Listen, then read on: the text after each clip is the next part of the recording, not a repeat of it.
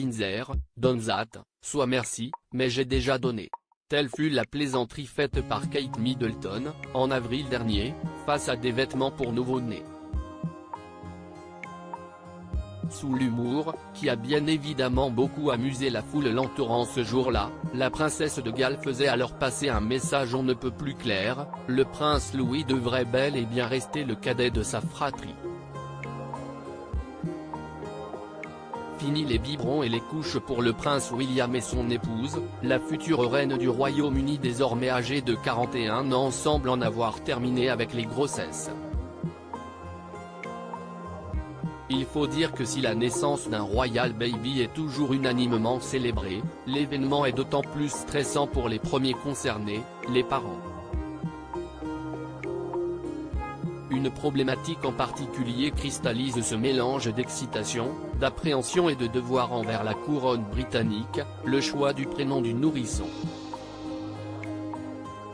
Le nom du futur monarque ne peut bien évidemment pas être choisi par hasard ou par simple préférence.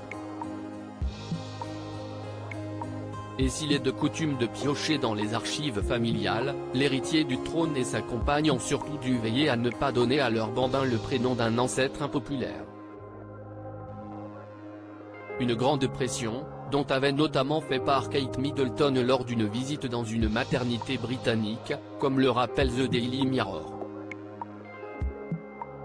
Le prince George, sur les traces de son père, le prince William. La confidence de Kate Middleton à une autre maman. Elle a parlé de ses propres enfants et de la façon dont ils avaient choisi leur nom. Et que cela représentait une grande pression, avait alors confié une jeune maman avec laquelle s'était entretenue celle qui n'était alors encore que la duchesse de Cambridge. Nos confrères rappellent que cette dernière avait justement une préférence lors de sa première grossesse, mais le 24 juillet 2013, il fut officiellement annoncé que le fils aîné du prince William et de Kate Middleton se prénomme George Alexander Louis. Prénom fétiche de la monarchie britannique, George était notamment le nom de règne choisi par le père de la reine Elisabeth II, le roi George VI. Alexander serait d'ailleurs une référence au deuxième prénom de la défunte souveraine. Quant à Louis, dont a finalement été baptisé le fils cadet du couple, c'est un hommage à l'oncle maternel et père de cœur du prince Philippe, Louis Mountbatten. Article écrit en collaboration avec 6 médias.